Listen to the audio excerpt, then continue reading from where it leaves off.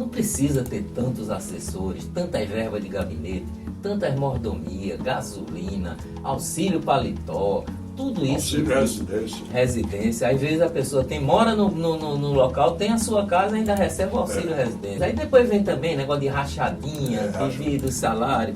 Então isso tudo precisa ser moralizado. Eu acho De baixo para cima. Eu acho que a tem que partir ser. das câmaras municipais, né? Eu digo até com toda humildade que eu estou fazendo uma autocrítica. Eu me afastei da política porque achava que estava nessa sujeira toda. Mas foi um erro, Samir. Quando a gente deixa a vaga para os que não querem fazer o bem público, a gente está deixando os bons de fora. Entra no Guabiru. Então eu estou querendo fazer dessa minha autocrítica uma maneira de estimular também outras pessoas que estão olhando enviesado para a política, é que não tem solução fora da política.